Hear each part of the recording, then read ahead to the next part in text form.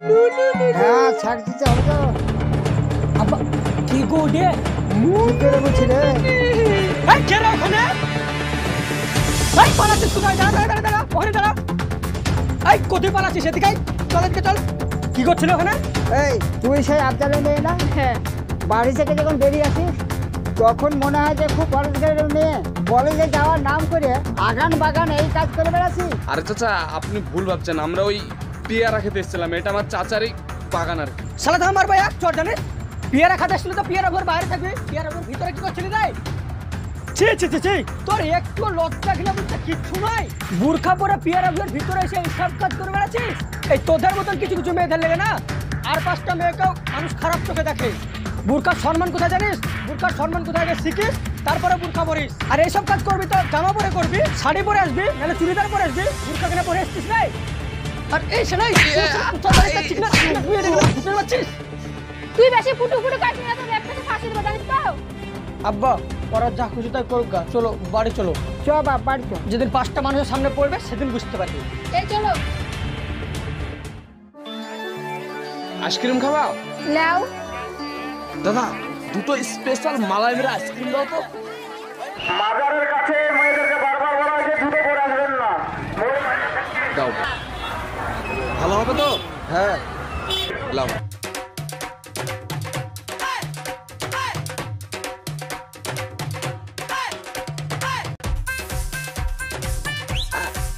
ওইখানকার ছুরি কিন্তু হেভি দেখতে ছিল বল। মুর্শিদ, ওই মেয়েটা আমাদের পাড়ার না? আরে ওটা সাইনা তো। আরে শালা এ কি দেখছি রে? শালা বাড়ি থেকে এমন ভাবে বুরখা পরে বাড়ায় মনে হয় ভাটা মাছটা উল্টে খাওয়া জানে না। আর কলেজে যাওয়ার নাম করে বুরখা পরে মেলায় এসে এই কাজ করে বেড়াচ্ছে। ওর বাপকে বলতে হবে চ ছেলেটা কে তাই দেখে আসি। কত? 50 টাকা। ওই একটা আইসক্রিম দাও তো। কিরে কলেজে যাসনি? আজকে কলেজ ছুটি। ছুটি? হ্যাঁ। আইসক্রিম খাচ্ছিস? খাবি? না রে তুই খা। হ্যাঁ এই চলে সবাই।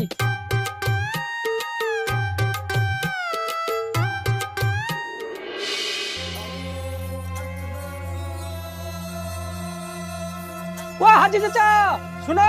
কি বলছিস? কোথায় যাচ্ছ? এই পাড়ায় আমার চাচা তো ভাই মরেছে, তাই মাটি দিতে যাচ্ছি। তোমার মেয়েকে তো ভালো কলেজে ভর্তি করেছে দেখলাম, পড়াশোনা তো ভালোই করছে। হ্যাঁ, আমার মেয়ে পর্দাশীল, আবার ধর্মকর্ম করে, লেখাপড়াও খুব ভালো। হ্যাঁ দেখলাম ওইভাবে পড়াশোনা করলে পাস করবে, টেনশন করো না।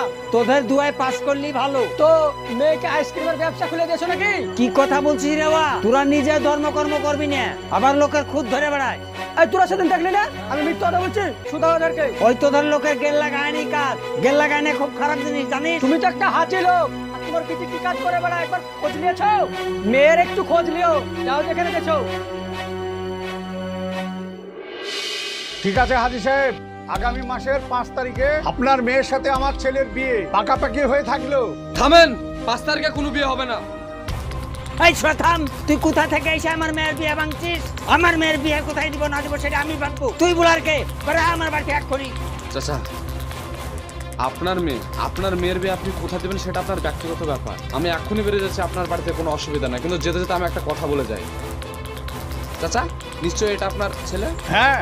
সরকারি চাকরি করে? হ্যাঁ করে। চাচা, শুনলাম সরকারি চাকরি করে। কিছুদিন আগে নিউজে দেখলা না, 24,000 সরকারি মাস্টারদের চাকরি থেকে বাদ দিয়ে দিয়েছে। যতদিন চাকরি করেছে সব টাকা তার উপরে 12% সুদ ঘুরে দিতে হবে সরকারকে। এই ছেলের চাকরি কখন আছে কখন নাই কোনো গ্যারান্টি নাই, তাই বলার লেগে আমি এসেছিলাম। বাপকে তুমি দেখো, তুমি যেটা ভালো বুঝো থাকো। ছেলেটা তো কথাটা খারাপ বলেন। শুনেন, আপনার ছেলের সঙ্গে আমার মেয়ের বিয়ে দিব না। কেন দিবেন না? এখন সরকারি চাকরির কোনো নিরাপত্তা নাই, তাই বিয়ে দিব না। আপনি হাজি মানুষ হয়ে আপনার জুবানের কোনো দামই নাই। আজ 1 মাস হলো সমস্ত কথাবার্তা ঠিক হয়ে আছে, আপনার মেয়ের সঙ্গে আমার ছেলের বিয়ে, আর আজ আপনি হঠাৎ বলছেন বিয়ে দিব না। আমার সমস্ত আত্মীয় স্বজনকে আমি নিমন্ত্রণ করে ফেলেছি, আজ আমার মান সম্মানটা কোথায় যাবে আপনি জানেন?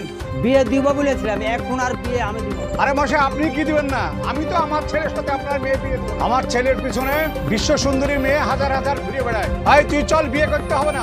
একদম বাজে লোক আপনি।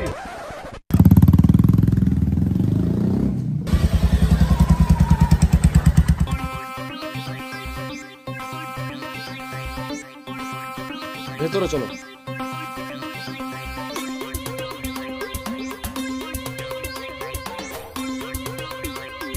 বসো।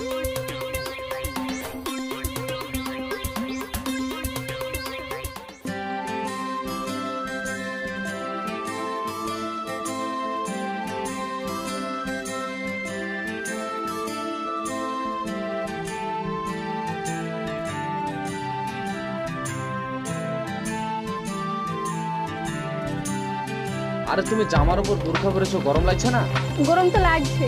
তাহলে এটা পরে এসেছি ছেলে জানো? কিসের জন্য? আমাদের পাড়ার লোক ভালো না, কোথাও যদি দেখে আমাকে বলে দেবে আব্বাকে। তোমার আব্বা তো সে হাজে মানুষ। হ্যাঁ। তোমাকে আজকে এক জায়গায় নিয়ে যাব। কোথায়? আমার চাচার পেয়ারা হয়ে আছে, বুঝলা? তো ভালো ভালো পেয়ারা ধরেছে, তোমাকে পেয়ারা খাও। কোথায় করে? এই তো তোমাদের ওইদিকে আশেপাশে। ঠিক আছে। কয়েক বছর আগে রাস্তা দিয়ে কেউ বোরখা পরে গেলে মানুষ তাদেরকে দেখে সালাম দিত, কিন্তু এখন রাস্তা দিয়ে গেলে তাদেরকে দেখে সিটি মারে। পার্থক্যটা বুঝতে পারছেন? এই কিছু মেয়েদের খারাপ ব্যবহারের জন্য সব মেয়েদেরকে মানুষ খারাপ চোখে দেখে। তাই আপনাদের বলছি, আমার মতে যেটার মর্ম বুঝি না সেটা না পড়াটাই বেটার, রাইট? ভালো থাকবেন, সুস্থ থাকবেন, দেখা হচ্ছে আপনাদের সঙ্গে আবার নেক্সট ভিডিওতে।